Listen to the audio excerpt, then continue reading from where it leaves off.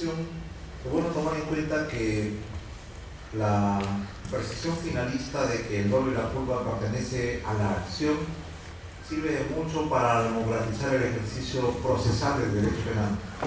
Porque si el dolo y la culpa, es decir, la forma, de acuerdo a la concepción causalista, la forma psicológica con la que el autor definía su comportamiento, con dolo o con culpa, pertenece a la culpabilidad, esto va a tener que resolverse en la sentencia.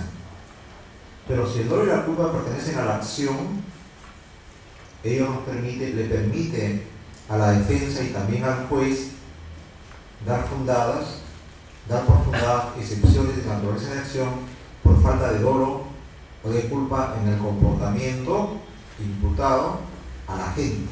Como ustedes saben, las excepciones de naturaleza de acción se fundan en la tipicidad del comportamiento o en la antijuricidad del mismo.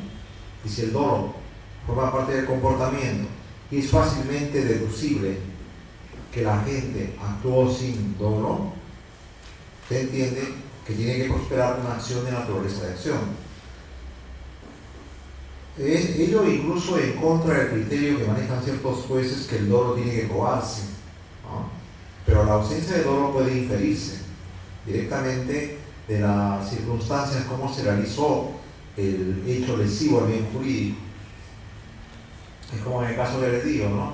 Si usted entra en contacto con una olla a presión, etcétera, que usted desconocía que estaba caliente y eso produce lesiones en la persona, es evidente que un breve estudio de esas circunstancias puede inferir ya la ausencia de dolo en el comportamiento, o bien también la ausencia de culpa, ¿no? Por ejemplo, los comportamientos normales, los comportamientos usuales, automáticos del conductor de vehículos, cuando sube a su vehículo llega en una cochera o en la calle, cuando lo estaciona, abre la puerta de su vehículo, sube, arranca y maneja. Nada le exige a este conductor verificar qué hay debajo de las llantas, porque ese comportamiento no se hace y las reglas tampoco lo exigen. Sucede que a veces un niño en la cochera, la mamá lo descuidó y el niño se colocó debajo de la llanta trasera, en la parte entre los ejes, ¿no? Y usted arranca su vehículo y pues lo atropella al menor. Ahí, por ejemplo, no hubo culpa, tampoco hubo dolo. Ahí no es necesario probar ni la culpa ni el dolo, basta la inferencia con base a las reglas de sentido común que plantea el ordenamiento jurídico, ¿no? De que la culpa supone violación de normas de cuidado, y en ese caso, por ejemplo, no hubo violación de normas de cuidado, porque nadie, en ese tipo de comportamientos, a nadie se le puede exigir que adopte el máximo de medidas para verificar que no haya nadie colgado debajo del chasis, lo cual obviamente no define ya un sentido de culpa. Por lo tanto, entonces, una de las implicancias en materia procesal de la teoría finalista del dolo y la culpa como componentes de la acción es la posibilidad de declarar fundadas excepciones de naturaleza de acción, no solamente por la ausencia de algunos elementos objetivos del tipo, sino también por la ausencia del dolo en el comportamiento, del delito doloso, por la ausencia de culpa consciente en el comportamiento culposo. ¿Qué es lo que queda de todas estas teorías? En el Código Penal hay una mezcla de teorías causales, finalistas y funcionalistas. Incluso de la teoría sociológico-criminal, ¿no? De la teoría sociológico-criminal nosotros tenemos los subrogados penales, las famosas alternativas a la pena privativa de libertad, ¿no? La libertad condicional, la ejecución, la reserva de pena o la no ejecución de la pena bajo suspensión. Esos son aportes que hizo la escuela sociológico-criminal italiana del siglo XIX. De las escuelas neocausales en nuestro Código Penal tenemos el énfasis que nuestro código le coloca a la acción cuando dice el hecho, ¿no? El acto, ¿no? Y de las escuelas finalistas tenemos varios artículos, el artículo 11, 12, 14, que definen las acciones y faltas, son delitos, dice, las infracciones las acciones, el artículo 12, vamos a tratar de recordar. Si alguien tiene el código. Artículo 12 del Código Penal. Son delitos y faltas las infracciones dolosas y culposas penadas por ley. Ahí, doctora, ¿qué dice el artículo 12?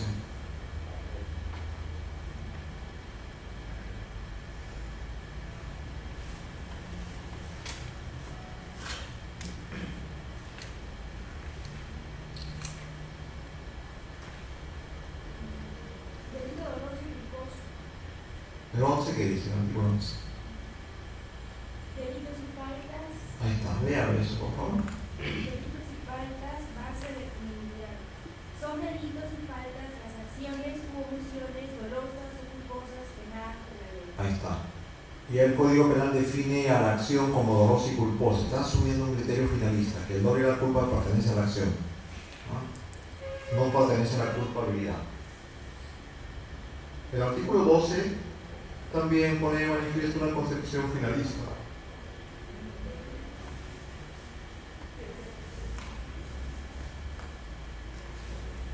¿Qué dice el artículo 12? Artículo 12. Delito doloso y culposo.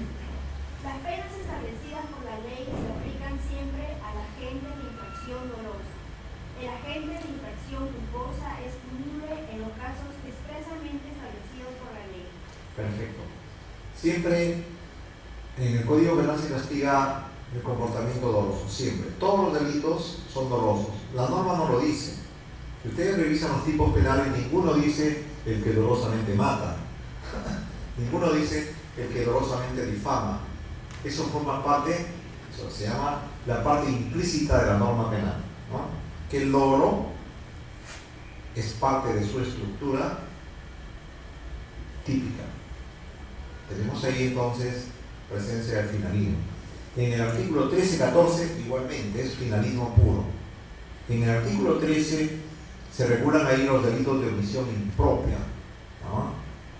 Y en el artículo 14 están definidos los famosos errores de tipo y error de prohibición, que son creaciones también finalistas de la escuela finalista del derecho penal, ¿no? Del funcionalismo, ¿qué tenemos? Del funcionalismo tenemos algunas menciones. En el Código Penal, por ejemplo, ustedes no van a encontrar la palabra culpabilidad. No está. Porque los que redactaron el código de esa fecha eran personas que tenían influencias finalistas e influencias funcionalistas de Claude Roxin.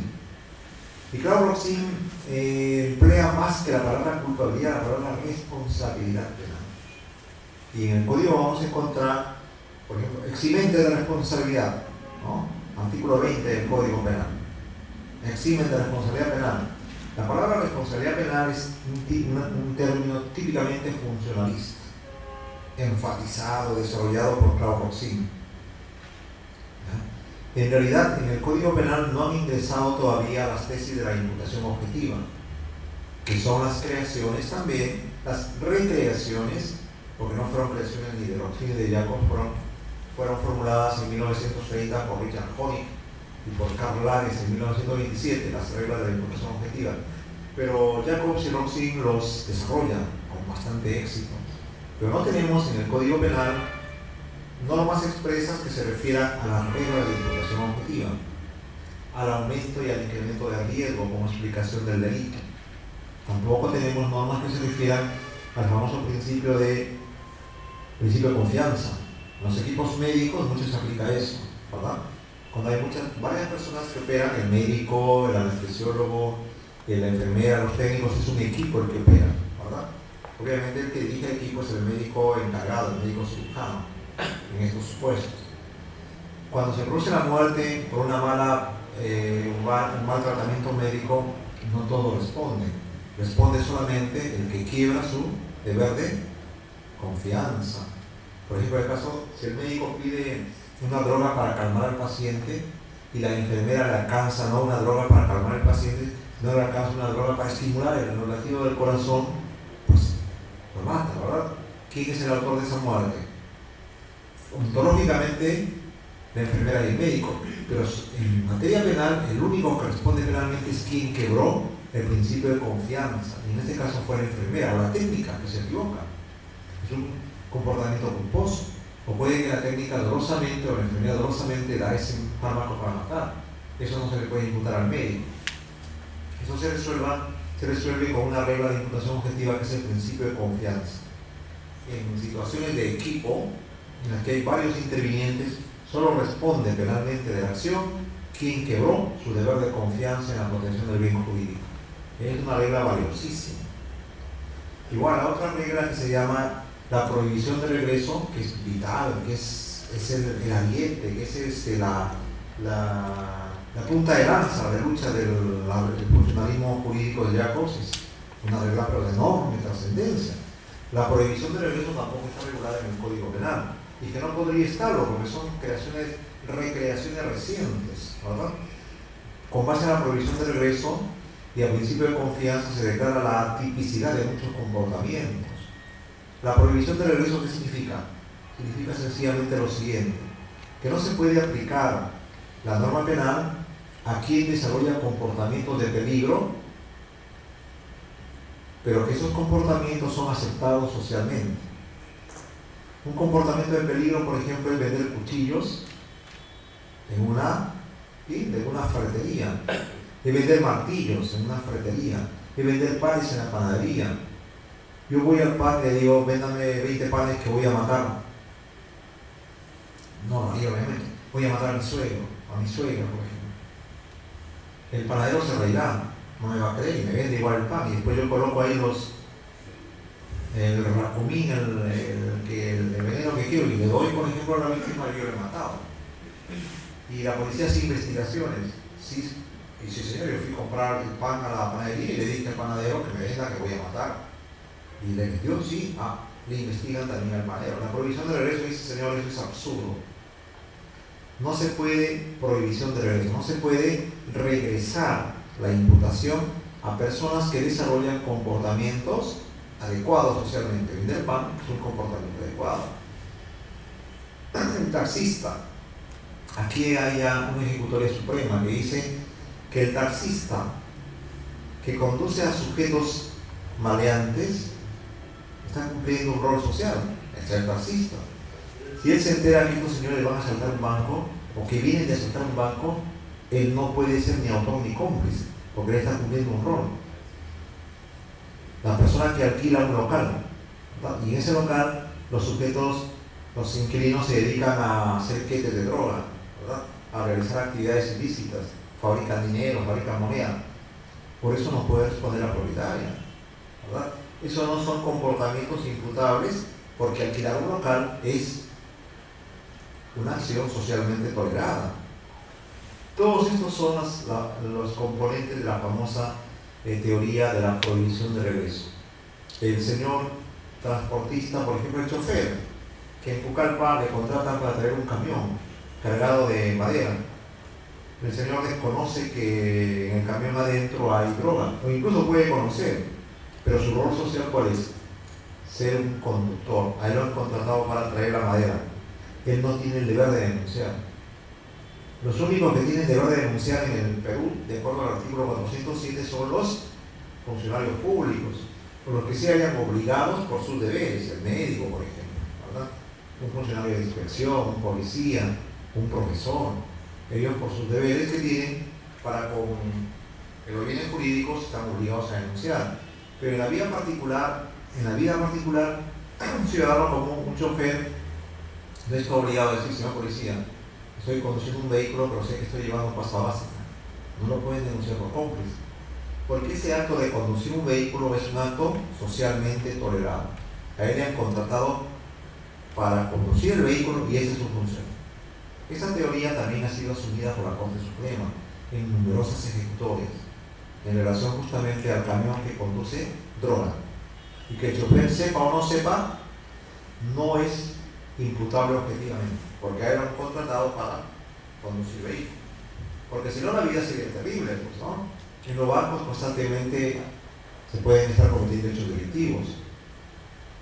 Habrá bancos que se prestan para hacer lavado de dinero, por ejemplo, y con base a eso responsabilizar a los oficinistas, a las personas, que sería ir muy lejos en la imputación penal.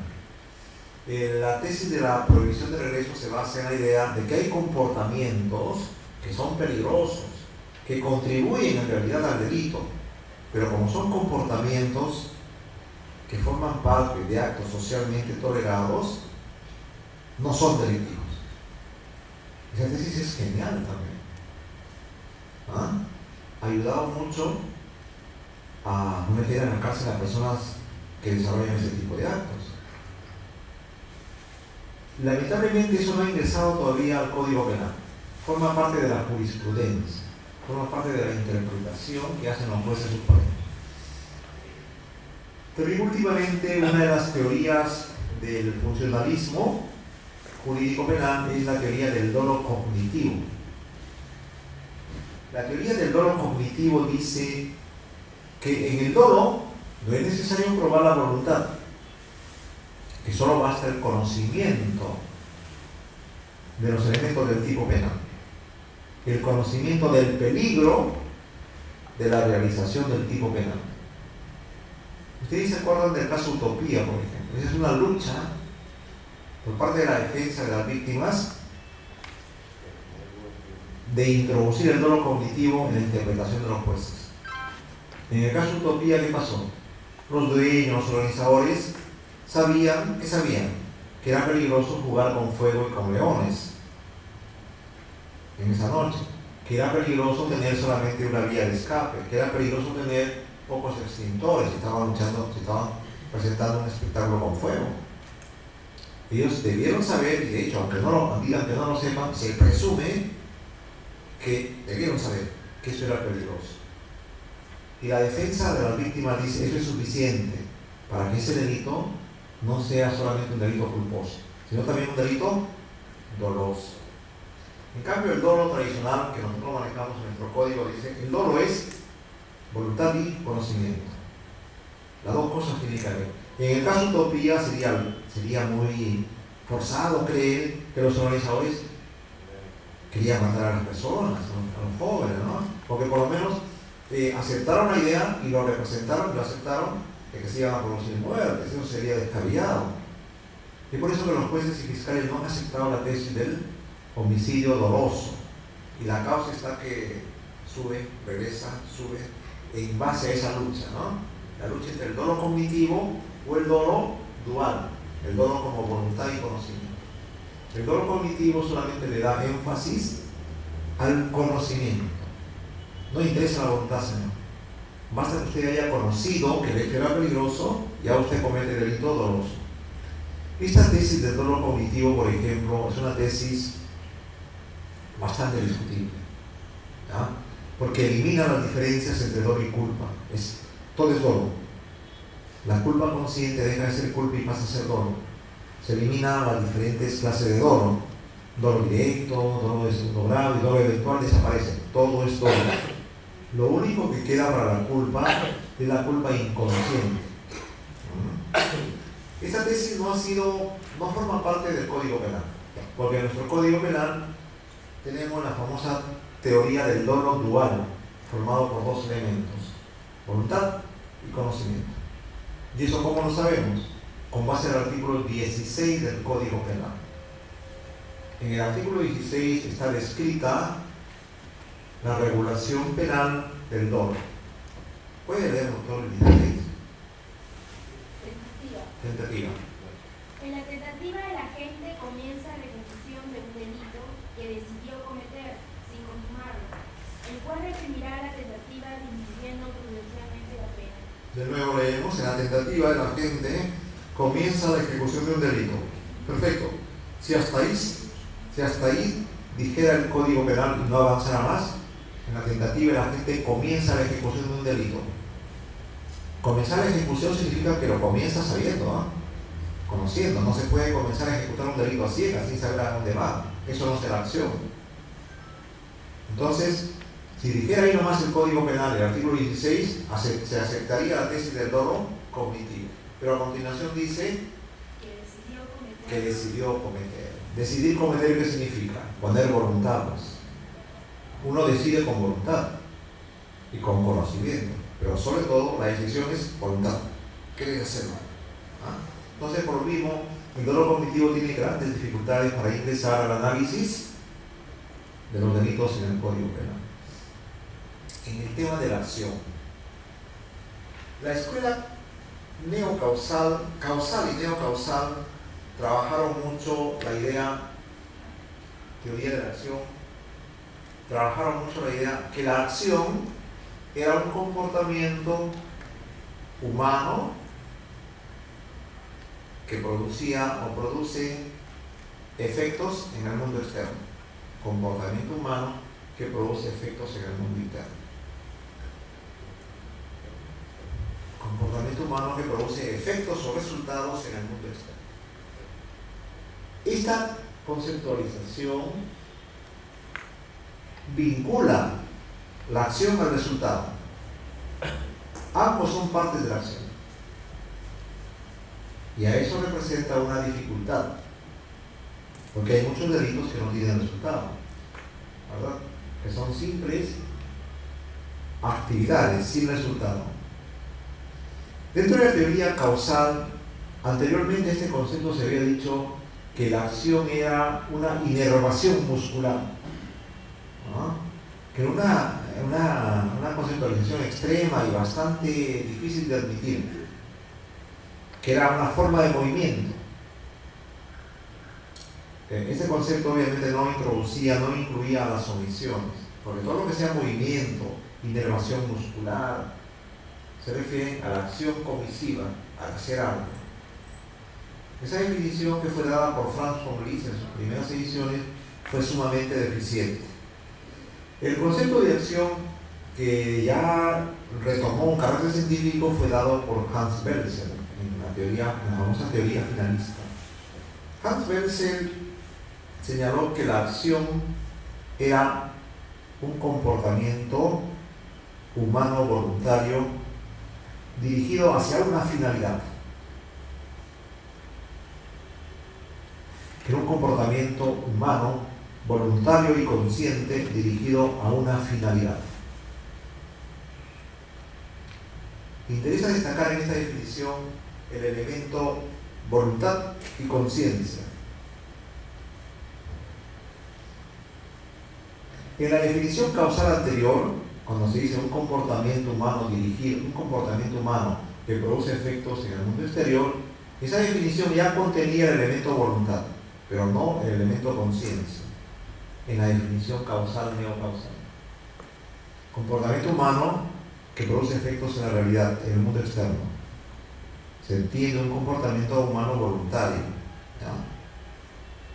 Lo que hace la otra definición, la definición finalista, es incorporar el elemento conciencia en la acción. Comportamiento humano voluntario y consciente orientado hacia una finalidad. Y el segundo gran mérito de esta definición es la finalidad de la acción. Según Belzel, el ser humano se dirige por finalidades, no actúa a ciegas. Cuando nosotros vamos al trabajo, vamos en función a una finalidad. Cuando venimos a este recinto, lo hacemos con una finalidad, ¿verdad? Cuando invitamos a la esposa al cine, lo hacemos con una finalidad. Cuando le llevamos un regalito de rosas, lo hacemos con una finalidad. Habíamos cometido algunas aventurillas y nos llevamos una rosita o varias para mitigar los efectos de culpa. No, esa es una mentira, ¿no? Pero hay caramba, de esos psicólogos o los psicólogos de la escuela psicoanalista que dice que hay caramba, todo lo que hace uno es generalmente por cuestiones de psicología profunda. Si usualmente usted no le regala rosas a su señora y un día súbitamente llega con un ramo de rosas todo sonriente, algo ha pasado. Algo ha pasado, ese comportamiento no es normal. Bueno, los psicoanalistas son bastante especiales, todo lo ven cosas sexuales, turbias, profundas.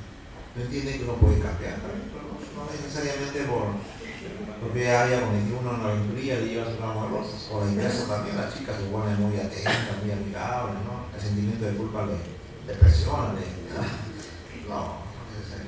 Entonces, la teoría finalista enfatiza el elemento voluntad consciente, es decir, el todo. Y la finalidad. Los comportamientos humanos no se realizan a ciegas, siempre van hacia una finalidad. El finalismo, entonces, le dota de una naturaleza racional a la acción. La naturaleza racional de la acción, lo racional, ¿qué significa? Que uno sabe a dónde va, que uno tiene un objetivo predeterminado. Porque lo irracional es aquello que se presta a emotividades, a comportamientos sin sentido, ¿verdad?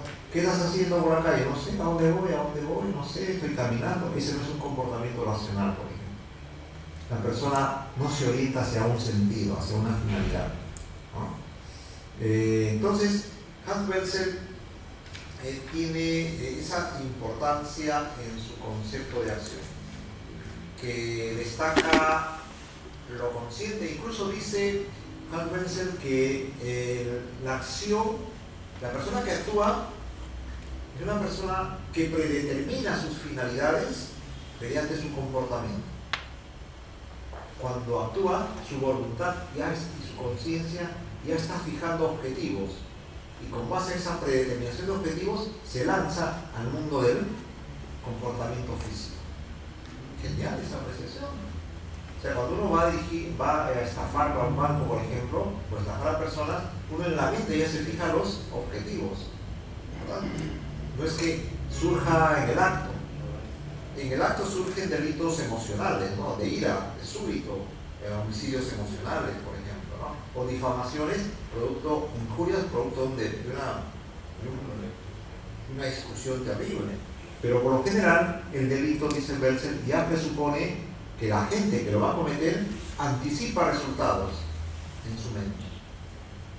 Es decir, la finalidad la finalidad cumple la función de dirigir el comportamiento. Lamentablemente, este criterio de la finalidad no ha sido aceptado por la dogmática penal dominante, porque dice que muchas veces las personas, cuando cometen delitos, no siempre se dirigen, no siempre se motivan por finalidades. Dice el caso de los cómplices, por ejemplo. Los cómplices no siempre tienen la finalidad de robar, matar, hurtar, violar. Muchas veces los cómplices lo hacen por complacencia, por algún favor con el autor. Pero el cómplice no se guía por la finalidad, necesariamente. Y esto fue una crítica a la teoría finalista, ¿no?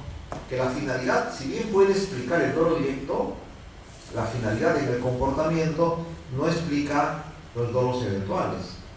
Porque el dolo eventual, ¿qué significa? Yo acepto el comportamiento, conozco que es peligrosa la acción, y bueno, pues participo. Pero esta persona que actúa con dolo eventual no se orienta específicamente hacia una finalidad. Ahí estuvo uno de los quiebres de la teoría de Hans Belzec, que su teoría de la finalidad como componente de la acción no se aplica a todos los delitos, ni a todos los partícipes. La teoría de la acción se mantiene en la actualidad con su componente dual, dolo. La acción es un comportamiento comisivo u omisivo, voluntario y consciente, es suficiente, dirigido a violar la norma penal. Después de Hans Belzec se dan otros conceptos de acción, el famoso concepto social de acción. El concepto social de acción fue un concepto dado por varios autores, entre ellos Wessels, W-E-S-E-L, Wessels, Kaufman, Armin Kaufman, y un libro que ustedes seguro que lo han leído, que es el profesor Henry Jessek, que plantea su teoría social de la acción, según la cual en la acción penalmente relevante tiene que tomarse en cuenta el impacto social de la acción. Por lo tanto, el delito será solamente aquella acción que interesa a la sociedad.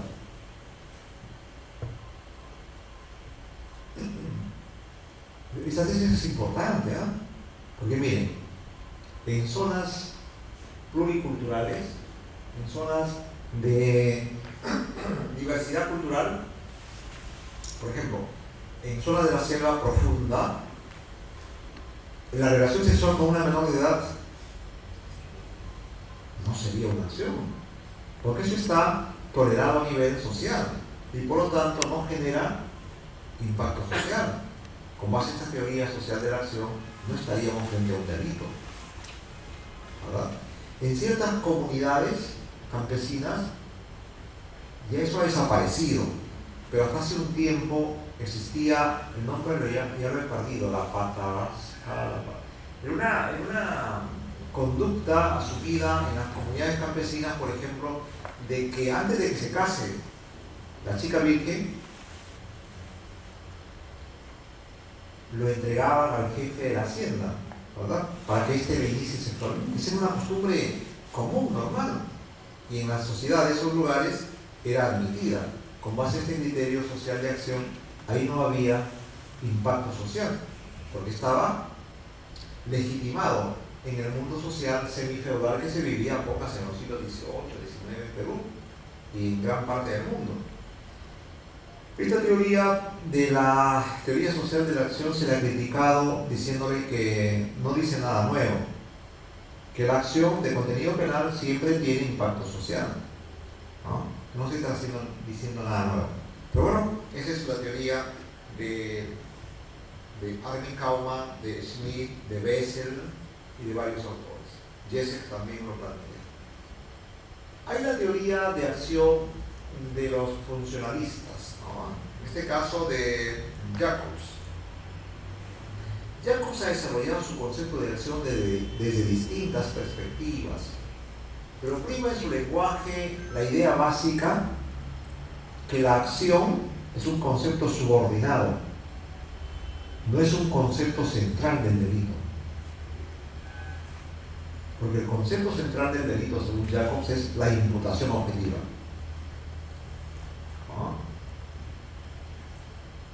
Y teniendo en cuenta esta idea, que lo principal del delito es la imputación objetiva, se entiende la acción como un concepto subordinado a la imputación objetiva.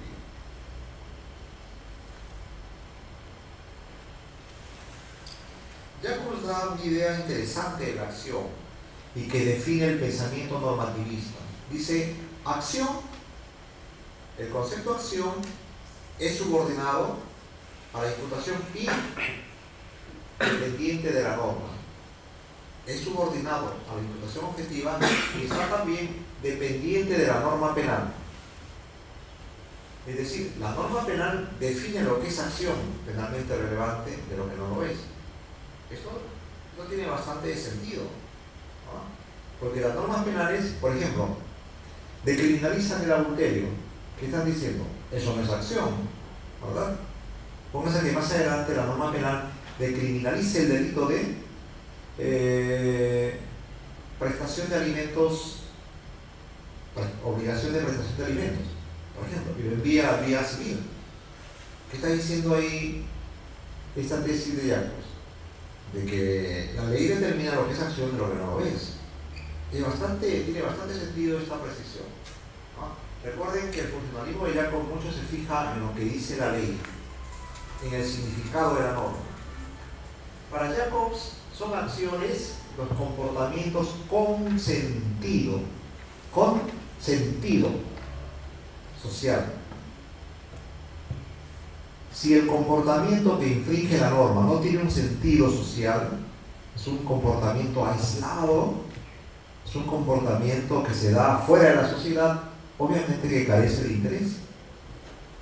Porque en zonas aisladas, donde no hay mundo social, donde no hay normas, donde no hay reglas, eso no tendrá sentido penal. Los conceptos dados por Jacobs sobre la acción son diversos, han ido evolucionando. Por ejemplo, Jacobs dice, en primer lugar, acción es la expresión de un sentido. Luego dice, Acción significa convertirse, ojo, de manera individualmente evitable. Acción significa convertirse de manera individualmente evitable en la razón determinante de un resultado. Jacobs tiene un lenguaje no tan claro en sus explicaciones, ¿no? Él maneja un lenguaje un poco abstruso. Acción significa convertirse de manera individualmente evitable en la razón determinante de un resultado. La acción es el factor que determina un resultado según Jacobs, y en un contexto en el cual puede ser evitado por el agente. Por eso dice, acción significa convertirse de manera individualmente evitable en la razón determinante de un resultado. Si yo no puedo evitar ese resultado, obviamente que no estamos frente a acción, estamos a casos de fuerza mayor. Por ejemplo, salimos cerca del estadio por la vía Paseo de la República y estamos parados frente a tiendas y viene una mancha de jóvenes que nos impulsan contra los vidrios de la tienda, y ese impulso hace que nosotros rompamos y invadamos y pues dañemos propiedad dentro. Pregunta, ¿eso será acción? De acuerdo al concepto de Jacob, dice, acción es la expresión, acción significa convertirse de manera individualmente evitable. ¿Era evitable de mi parte eso? ¿No lesionar la propiedad? ¿Era evitable? No, porque estábamos bajo una fuerte presión externa. Dice, acción significa convertirse de manera individualmente evitable en la razón determinante de un resultado. Yo no fui la razón determinante de un resultado en un contexto de evitabilidad, no lo pude evitar, por lo tanto, no es acción. Jacobs ha ido cambiando en su pensamiento y en los últimos años, me refiero a los años 2000 para adelante, ha señalado que la acción no solamente está en el ámbito de la tipicidad, sino que también la acción es un elemento transversal que llega de la tipicidad hasta la culpabilidad. Si bien él no acepta esos conceptos de tipicidad, antijuridicidad, o los trata en un sentido distinto a como lo da la teoría tradicional, él dice que la acción también está en la culpabilidad, que cuando analizamos culpabilidad también analizamos la acción, porque cuando decimos esta persona es autor o partícipe, lo decimos a nivel de tipicidad, pero cuando le vamos a aplicar la pena, le aplicamos la pena por la acción cometida como autor y partícipe, y la pena se aplica al sujeto culpable. O sea, la acción es transversal, está presente tanto en la tipicidad como en la culpabilidad.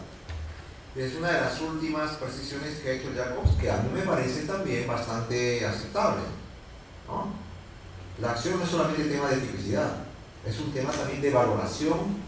Cuando el juez dice, usted es culpable, ¿por qué soy culpable, señor? Porque usted cometió tal o cual delito doloso o culposo.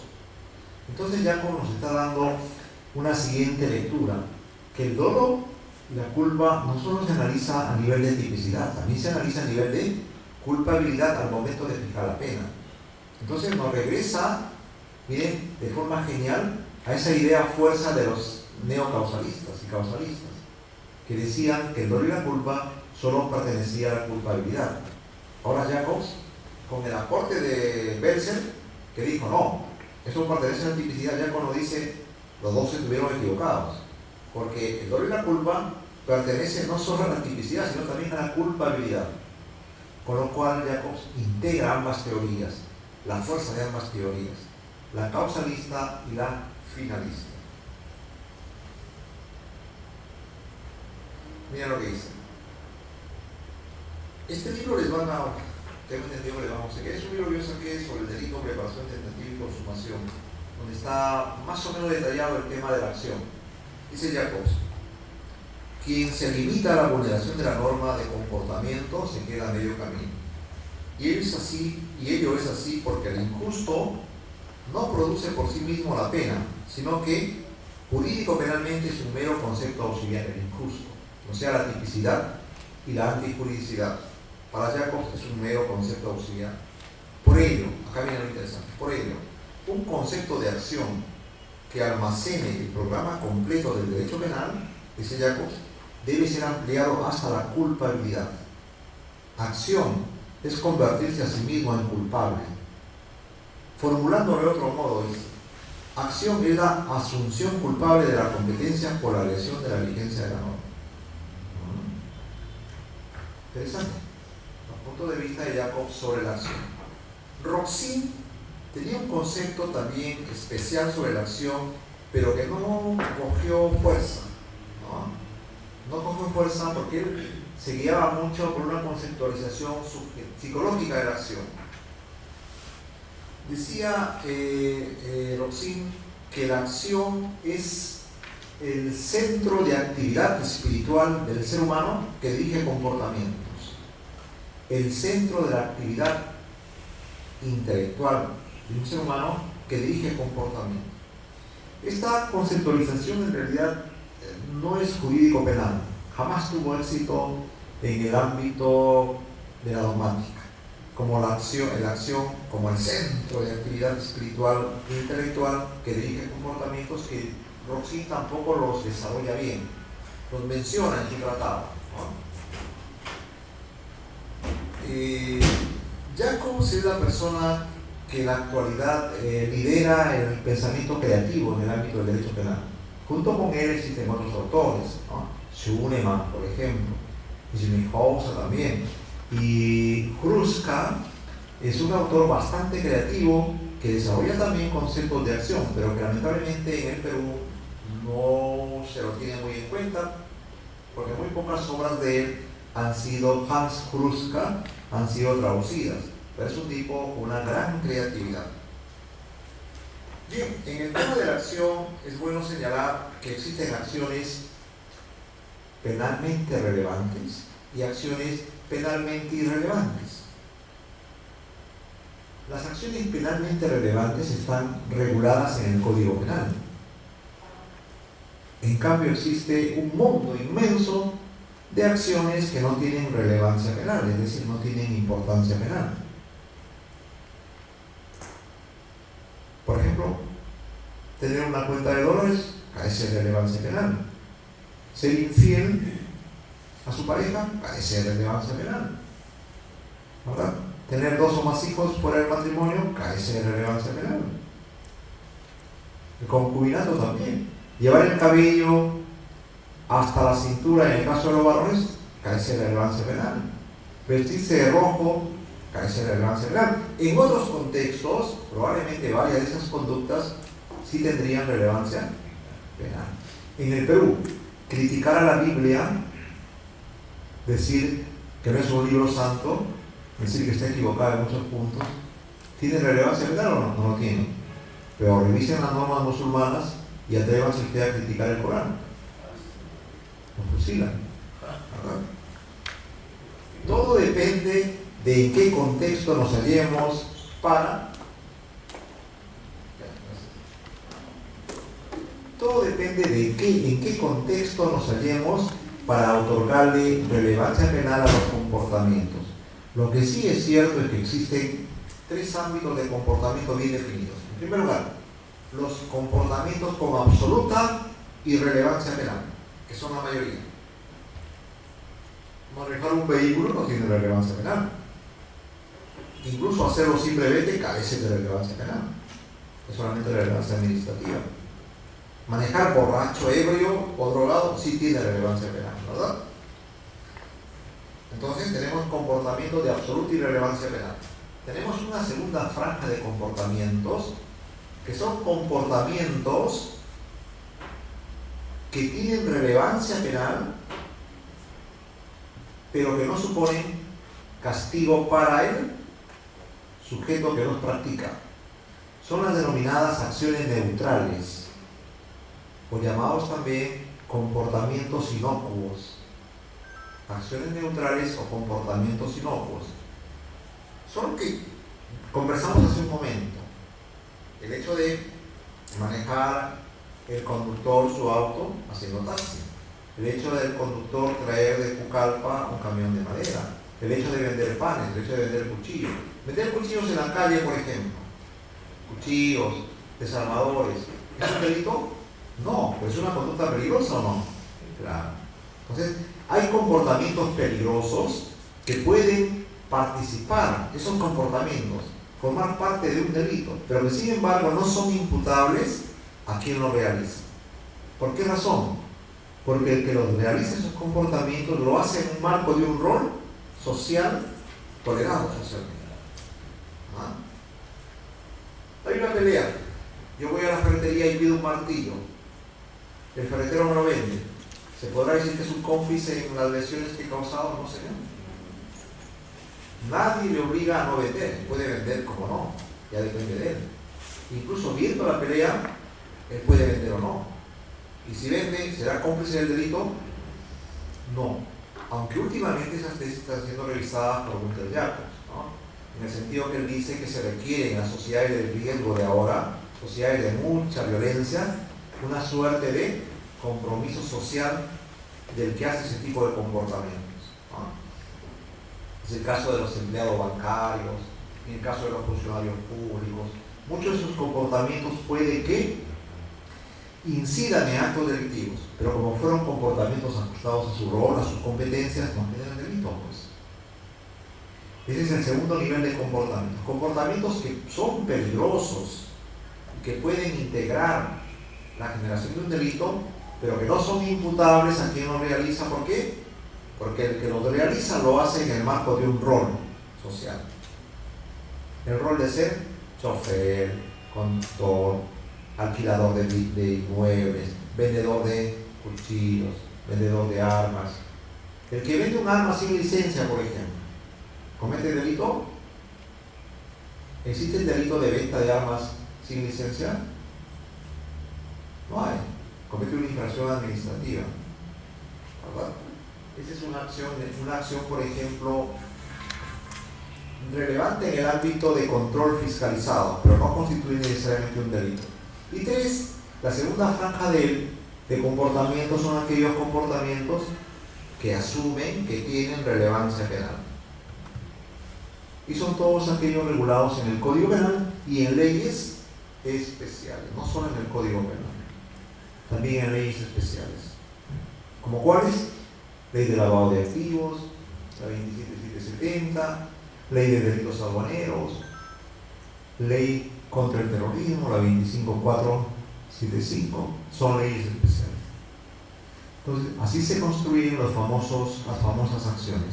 Acciones penales, acciones irrelevantes en lo penal, acciones de cierto peligro, pero que no se le puede imputar a una persona, porque son acciones con base a un rol, se denominan acciones inocuas, comportamientos tolerables.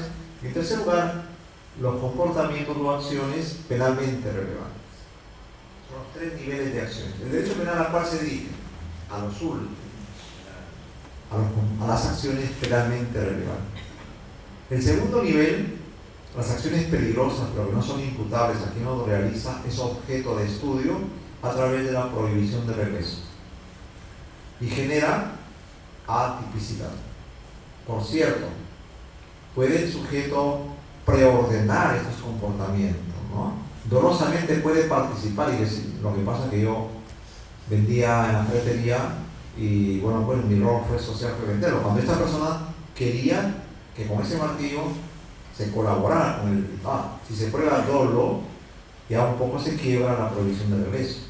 Entonces se le empieza a imputar al sujeto el delito en calidad de cómplice, ¿verdad? La prohibición de regreso supone ausencia de dolo, ausencia de preparación del delito. Ahí terminamos, doctores, lo que tiene que ver con la evolución de la teoría del delito en las escuelas del derecho penal y el tema de la acción penal. ¿Algunas preguntas suyas para...? Sí. Doctor, bueno, ante todo, agradeciendo la disertación que usted acaba de enseñarnos. En este caso, cuando usted mencionaba que la acción penal comprende, o ahí se puede ver dolo y culpa, con esto lo que se está diciendo es que la acción penal o bien está comprendiendo el concepto de tipicidad objetiva y subjetiva, o bien que la acción penal está comprendida en la tipicidad, y en todo caso esto, ya sea uno o lo otro, supondría que ya nos está poniendo el concepto de acción penal como concepto pre tipicidad, antipublicidad y culpabilidad? Hasta el finalismo, o sea, hasta Hans Belzer, hasta los años 80, la acción era la base del delito, ¿no? Después de los años 80, hasta que se formule el funcionalismo, que empieza con fuerza a partir del 85, en los años 70, 73, 74, 75, se forma en Europa lo que se llaman las escuelas postfinalistas, o sea, las escuelas después de Hans Belzer. Estas escuelas postfinalistas relativizaron la importancia de la acción y dijeron, sí, la acción es importante, pero es importante por el hecho de formar parte de la tipicidad, ¿no? La acción no es un elemento suelto. El elemento del delito no es la acción, sino la tipicidad. Y la tipicidad comprende a la acción, comprende a los sujetos activos, pasivos, a la relación causal cuando haya resultado, etc. Las teorías postfinalistas ya no hablan entonces de acción típica, antijurídica y culpable, sino que dicen que el delito está definido por los planos de la tipicidad, la antijuridicidad y la culpabilidad. Más adelante, estas teorías dirán, en realidad el delito está formado por dos planos solamente, el ilícito penal y la culpabilidad. Son las formas como las teorías sincréticas o postfinalistas van preparando el terreno al funcionalismo jurídico de Gunther Jacobs. Ella emplea las categorías tipicidad, antijuridicidad y culpabilidad, no obstante que su tratado los desarrolla, pero él parte de la idea que la imputación objetiva es la base de todo, ¿no? La imputación objetiva prepara las condiciones de responsabilidad penal o culpabilidad. Y todos los componentes que en las teorías anteriores se llamaban tipicidad forman parte o son estudiados por ese programa penal que se llama la imputación objetiva. ¿Alguna otra interrogante, doctor Luis? Es interesante que hayan empezado con esto para ver el tema del proceso penal, porque la fiebre del proceso penal hace que se descuide el estudio de las categorías. Y muchas veces las decisiones de los magistrados son decisiones a veces carentes de sustento, ¿no? Son decisiones muy procesalistas, como dice el código, el artículo, tanto, y se olvidan de lo necesario que debe haber. La fundamentación noceológica, la fundamentación jurídico-penal de la teoría del hecho punible, ¿no? Del delito. Es importante entonces que ustedes tengan este tipo de previos conceptos antes de ingresar a las materias procesales. Bien, muchas gracias.